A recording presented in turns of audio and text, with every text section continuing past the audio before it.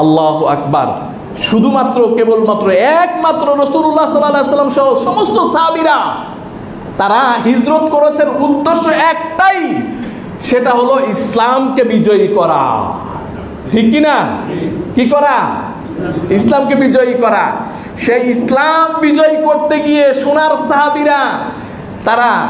সাহাবীরা বিবি ছেড়ে দিয়ে চলে এসেছে না? কথা বলেন না কেন? মক্কায় বিবি রয়ে গেছে, তিনি হিজরত করে মদিনায় চলে গেছে।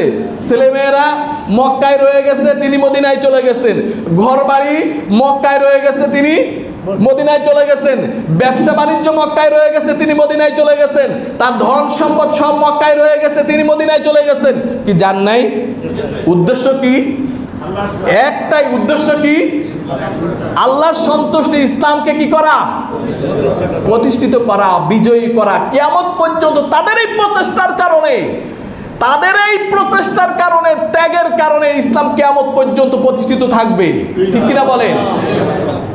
আর যত মানুষ ইসলাম পালন করবে এর সওয়াব তাদের আমলনামায় যাবে না? আল্লাহ যদি আপনাকে প্রশ্ন করে, যারা কলিজার টুকরা সন্তানকে তরবারির সামনে দিয়েছে, স্বামীকে সামনে দিয়েছে, বিবিকে সামনে দিয়েছে, এরা যেই সন প্রবর্তন করেছে হিজরি সন, এটা নিয়ে তুমি কয়বার চিন্তা করেছো? আর তুমি ঈসাই সন নিয়ে কয়বার চিন্তা করেছো? জবাব দেওয়ার কোনো রাস্তা আছে? কি বলে রাস্তা আছে? রাস্তা নাই।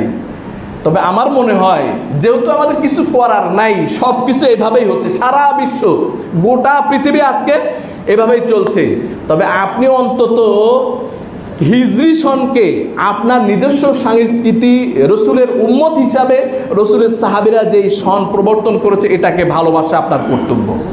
কি বলেন? মনে প্রাণে এই সনকে ভালোবেসে বিজাতীয় সংস্কৃতিকে যদি আপনি ঘৃণা করতে পারেন, অন্তত 31 নাইটে আনন্দ উৎসব না করে, আচ্ছা আপনি যদি আনন্দ উৎসব না করেন তাহলে আপনার নামে মামলা হবে না? হ্যাঁ, কথা বলেন না কেন? যদি আপনি 31 নাইটে বাড়ির ছাদে যদি আপনার ছেলেরা পিকনিক করে, বনভোজন করে, তাহলে আপনার তো নেকি হবে? নেকি হবে নাকি? নেকি হবে? নেকি হবে না। যদি না করে আপনার নামে মামলা হবে? মামলা হবে না। আপনার কোনো ক্ষতি হবে? ক্ষতি হবে না, কিছুই হবে না। তাহলে আপনি এটাকে কি করেন? বলেন না, এটাকে বর্জন করেন, এটাকে বর্জন করেন। আর হিজরি সনটাকে মহব্বত করেন। যে সময় হিজরি সন আসে, অন্তত আল্লাহর কাছে বলেন দিল খুলে, ওগো আল্লাহ, আমার কিছু করার নাই, সব জায়গায় এ বিজাতীয় সংস্কৃতি ঢুকে গেছে, আমি অন্তত এটাকে পালন করি না, পালন করব না। আল্লাহ, হিজরি সন এসেছে, মালিক 1 বছর আমার জীবন থেকে অতিবাহিত হয়ে গেছে, আয় আল্লাহ আপনি এই অতীতের 1 বছরের যত গুনাহ হয়েছে আল্লাহ আপনি মাফ করে দেন। নতুন যে বছর আল্লাহ আপনি দান করেছেন, দয়া করে এই বছরটা যেন আপনার খুশির জন্যে আমার জীবনে আসা আল্লাহ আপনি কবুল করে নেন। এই কথাটুকু বলা যাবে না ভাই? এই কথাটা তো যদি আপনি অন্তর থেকে বলেন, আপনার মুখ দিয়ে বলেন, কিয়ামতের ময়দানে যদি আপনার জন্য এই প্রশ্ন করা হয়, অন্তত আল্লাহ এই উসিলায় মাফ করে দিবেন। কি দিবেন না ভাই? দিবেন। প্রিয় ভাইয়েরা, এই জন্যে আমার আলোচনার এই পর্যায়ের প্রতিজ্ঞা বা শপথ হলো, যেহেতু হিজরি সন প্রবর্তন করেছেন হযরতে ওমর রাদিয়াল্লাহু তাআলা আনহু, তিনি একা নন, আর এটার প্রস্তাব দিয়েছিলেন হযরতে আলী রাদিয়াল্লাহু তাআলা আনহু।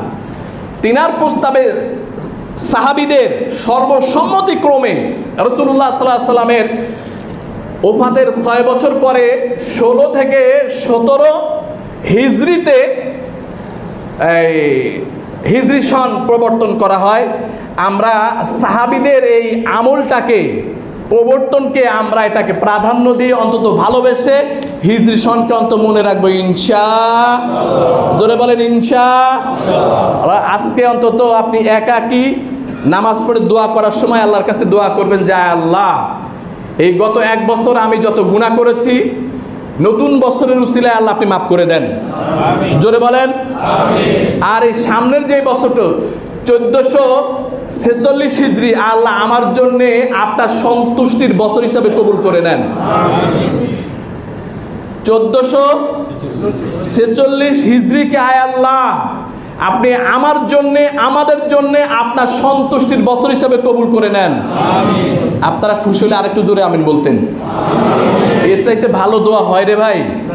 হ্যাঁ, আল্লাহ এই বছরটা আপনার সন্তুষ্টির বছর হিসাবে কবুল করে নেন, এর চাইতে ভালো দোয়া হয়? আপনি তো আবেগে আত্মহারা হয়ে আমিন বলার কথা, জোরে বলেন না আমিন। আল্লাহ আপনি কবুল করে নেন। প্রিয় ভাইয়েরা, সময় শেষ। আমাদের এই করণীয়র ভিতরে বিশেষ করে আশুরার যেই আমল রয়েছে, আমরা প্রথম দিকে আলোচনা করেছি। রাসূলুল্লাহ সাল্লাল্লাহু আলাইহি সাল্লামের নির্দেশনা, আমরা রোজা রাখবো ইনশাআল্লাহ। দুটি রোজা রাখবো, 9, 10 অথবা 10, 11। সেই হিসাবে